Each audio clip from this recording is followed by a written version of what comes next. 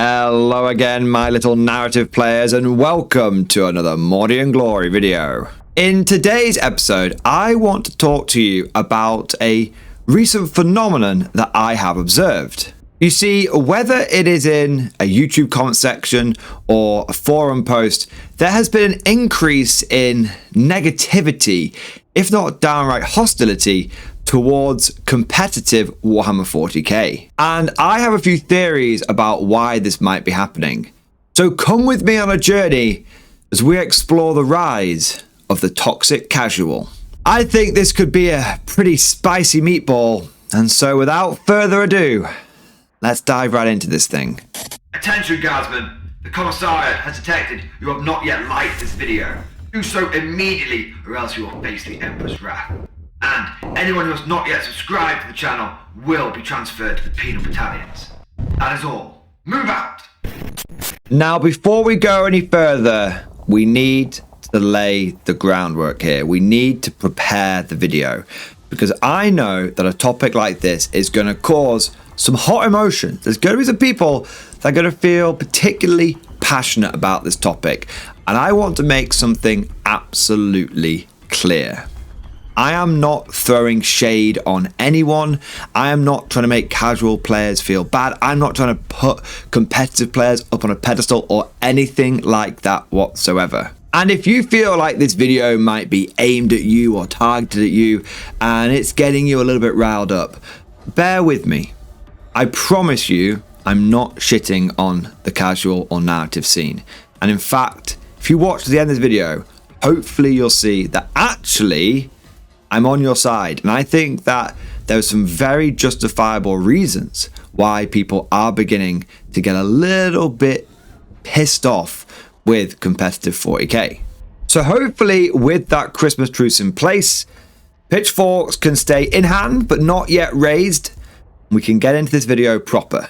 Now, the first thing I want to talk about is some of the observations that I have made, some of the trends that I have been observing in various areas of the Warhammer community, because I think that the language and the vibe has definitely changed over the last 3 to 6 months. There's always been an element of people complaining about 40k. I mean, that's one of the best bits about the hobby, right? If there's one thing that us 40k players love to do, it's complain about 40k. I mean, if we didn't complain about 40k, what else would we do? And I'm not even taking the mick there. I regularly will sit down for multiple parts of live streams and videos and talk about how I wish GW would change that, I wish 40k would do this, how I prefer other mechanics and other game systems. Like, I include myself in that vocal complaining group of players, because I think that actually it's where a lot of us reside. We like playing 40k, but we do complain about it. And a lot of where that complaint comes from is our desire to make the game better, our desire to improve things, and our desire to make this the best possible game that it can be. Now, of course, we're all going to have different opinions on things. Some people are going to think that XYZ needs to be done. Some people are going to say XYZ is completely the wrong approach. We need to do 1, 2, 3. But that's just healthy debate and discussion. And sometimes those discussions get a bit heated, but it's still all part of this expression of love and enjoyment for 40k, and sometimes we just express ourselves a little bit passionately. But like I said, these kind of complaints have been around in pretty much every edition of 40k. So what's new? What's changed? Well, over the last 3, 4, 5, 6 months, I have seen there be an increasing number of comments of people complaining not about 40k in general, but about specifically competitive play. And also a lot of these comments can direct some pretty strong feelings, some pretty negative feelings towards not just competitive play, but competitive players. To give you an example, people used to complain about L-shaped ruins all the time in 40k and how the terrain is functional but kind of bland. And that kind of comment seems to have evolved now to competitive players are responsible for why 40k terrain looks so bad. You see, there's a little bit of a difference there. We're not just complaining about competitive play, we're actually also complaining about the players that play competitively. It kind of reminds me of when Warhammer Fantasy went away and Warhammer Age of Sigmar came along. At first, there was a lot of complaints about Age of Sigmar, how it was badly written, how the game was trash, and how it wasn't old world and the lore was rubbish.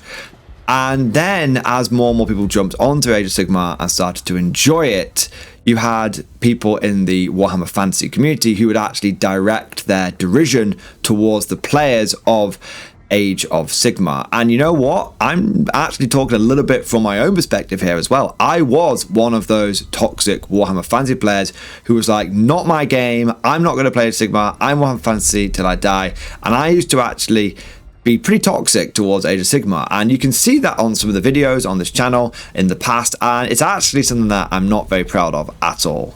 And just a quick side note, the reason why I'm including that example about myself in there is because I don't want anyone thinking I'm trying to be a moral paragon in this video. Lord knows I've got my fair share of sins, 40k and otherwise. The reason I'm using that example is because I actually kind of understand where this attitude comes from, where this rise in this behavior is coming from, because I had similar feelings. I had similar takes. You see, the reason I was so toxic and so negative towards Age of Sigmar as a game for the longest time is because as a Warhammer Fantasy player, I felt like I had been left behind. I felt like I was being told I was no longer welcome in this game, in this hobby space. And I was here struggling to find a game of Warhammer Fantasy and seeing the models that I loved basically gather dust on a shelf. And I was looking over at this other group of players who were all having tons of fun with Age of Sigmar, and it kind of made me bitter towards them. It's like, why can't I have fun? Why do they get to have fun and I don't? And I would hazard a guess that it's this same feeling that a lot of 40k players, especially the more casual, especially the more narrative focused ones, are feeling as well. It's no secret that over the course of 9th and especially 10th edition, Warhammer has been getting more and more competitively focused. Match play has been coming to the forefront, and I can't remember the last time GW released a Crusade book or any other kind of narrative thing that wasn't just a token gesture. But it's not just Games Workshop themselves that seem to be pushing this. You've also got a lot of stuff being created by the community itself. You've got loads of YouTube channels and forums and blogs and all sorts of digital content where people are talking about the meta. They're talking about competitive play. They're talking about, you want to put this in your list because this is good. You want to avoid this unit because this is bad. You want to be getting your reps in. You want to be trading, staging, screening. All of these terms and languages are being used, and they're being used fairly widespread. Even in sort of casual circles, you see these kind of phrases popping up, and you see people trying to make their lists as good as possible. And the go-to way of playing 40k, whether you're a casual player or a cutthroat competitive player, the go-to, the standard way of playing 40k is 2,000 points, match play, using the latest mission pack, whether that's Pariah Nexus or at the beginning of this edition it was Leviathan. But here's the thing, not everybody plays that way, and not everybody wants to play that way. For a huge part of this community, keeping up with the constant balance patches and Munitorum field manuals and rules packs and mission packs and standard terrain layouts and what units are good and FAQs and all that kind of stuff is either exhausting or frankly totally uninteresting. And I'm not talking about the people that just paint and hobby. No, I'm talking about people who are active players of this game, but who competitive play or trying to have your list as finely tuned as possible, it's just not the way they engage with this game. They like narrative campaigns. They like things like Tale of Four Gamers. They like to forge the narrative, create the story, and marinate themselves in the world, but through gameplay. The kind of player that will play on a 6x4 board still because they don't like the smaller sizes. The kind of player that has zero interest in using L-shaped ruins because they look boring and rubbish and they'd rather use their old school cardboard Necromunda terrain. But it's not just the Longbeards here. We're talking about people who maybe they do play on the new board sizes, but they don't want to use L-shaped ruins. They've got a whole bunch of kill team terrain they've lovingly built up and painted. They want to use that stuff, and now they're being told, oh, well, that's not the right terrain with the right layout. Why? This terrain looks way better than the L-shaped ruins. Why can't we use that stuff? It's new players and old players that fit into this category. It's not just Longbeards. Well, if you're one of those players, it's no surprise you're starting to feel a little bit left behind. You're starting to feel a little bit like that Warhammer Fantasy player when Sigmar came along. You're there in your narrative camp trying to set up terrain in a nice way. Every time you try and have a pickup game, someone comes along and says, oh no, we need to use standard terrain A from GW Tournament Compendium and we need to be using this terrain, not that terrain. It's going to start pissing you off. It's going to start making you annoyed. You're going to be looking over at all the people that are playing competitively and you're probably, understandably, going to be getting a little bit, well, embittered towards them. And you know what?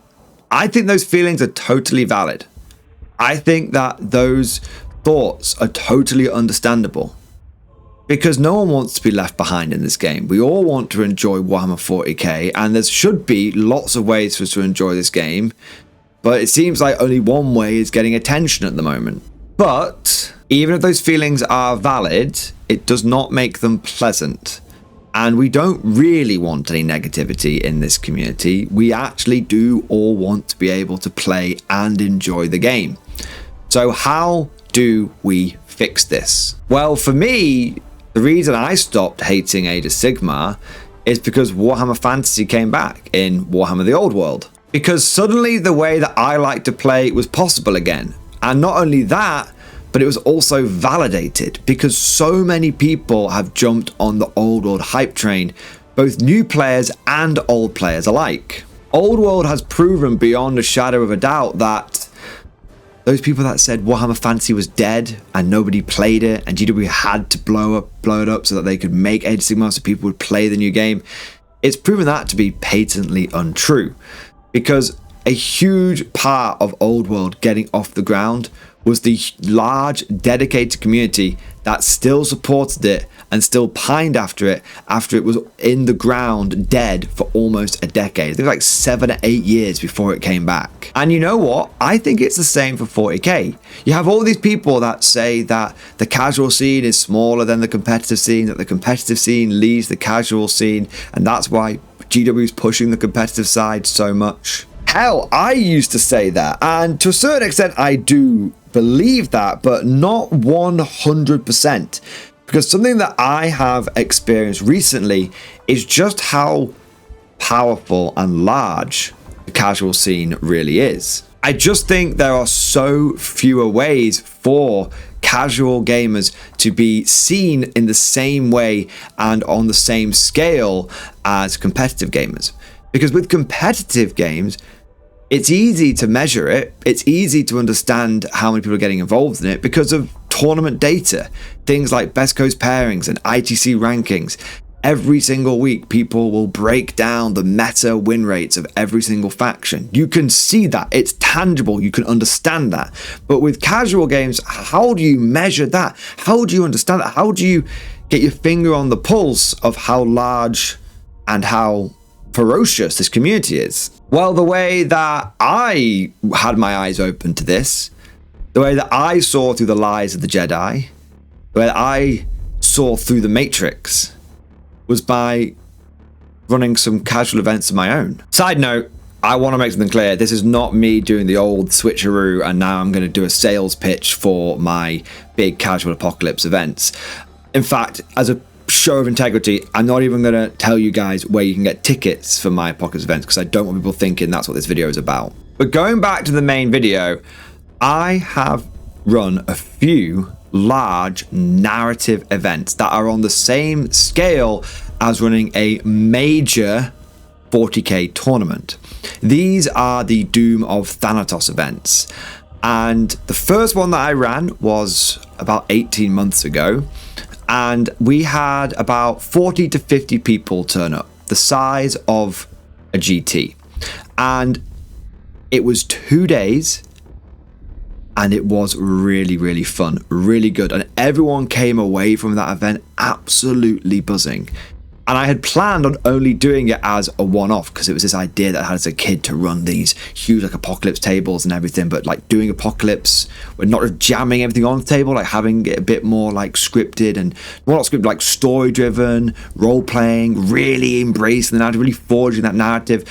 I thought, well, we'll do this one shot. I've somehow managed to get 40, 50 people to turn up. Great, that was nice. I had so many people come up to me at that event and say, you need to do another one of these. This can't be a one shot. This is the most fun I've ever had playing 40k. I'm normally a competitive player, or I'm someone that doesn't like going to tournaments, but this was the first event that I've ever been to, and it was so much fun. From all walks of life, people turned up and were saying, this is it. I want more of this. And so I was like, okay then, well, I'll run another one. And so last year, or earlier this year, we ran Thanatos 2, and we had over 100 people turn up. It sold out, and 100 people turned up, which was amazing. That's the size of a major. And we've just organized the third one that's going to be happening in 2025. Again, we had 100 tickets go on sale, and they sold out in 5 hours. And the point of mentioning this is not to wank off my own events, but to show that the narrative casual community is huge. It is just as big, if not bigger, than the competitive community, and it's just as hungry for events as the competitive community. I could probably run multiple of these large apocalypse style events. I just don't have the time at the moment myself to do that, although I am looking to do more of them because people just keep asking me to do them. The point I'm making here is that there's a large part of this community that wants this kind of stuff, but they're just not being serviced at the moment. They're not being serviced from the event scene because these kind of narrative events come along once every so often, and they're not being serviced by Games Workshop because they're not being given any updates to casual play or anything like that. That's where these feelings are coming from. You've got a large section of the community that are really passionate about this hobby, that engage with it on a gameplay perspective, not just a hobbying perspective, but from a game perspective, but they're just not interested in competitive play.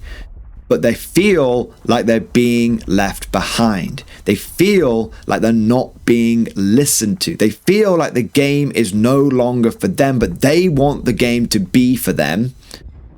And that's where we're getting these passionate feelings. That's where we're potentially getting these toxic sort of negative outbursts. But I think that, like I said, it's not just people being mean and horrible. I think it's people showing that they care about the game, but they're annoyed. They feel like the game doesn't care about them. Well, at least that's what I think. But of course, all of this is just like my opinion, man. Let me know what you think down in the comment section below. Are you a competitive player? Are you a casual player? Are you a narrative player? What do you think about 40k right now? Am I making a lot of sense? Have I finally put into words something you've been feeling for a while? Or is all of this just a load of bollocks? If you enjoyed today's video, don't forget to smash that like button. And if you want to see more content like this, well, subscribe to never miss an episode. Would you like to know more? If so, then please consider becoming a channel member or patron. By supporting the channel, not only will you be doing your part, but you'll also be helping me create more content for your viewing pleasure and unlocking a whole host of perks. You get everything from a badge next to your name, custom emojis, but the big one is access to the Mordian Glory Discord server, an online community with almost 2,500 active members. It's always popping off in the MG Discord. We've got channels for army lists, hobbying, tactics, stories, and even a pretty spicy meme section as well. For all you greenhorns that wanted to see the Mordian glory hole, Today is a lucky day.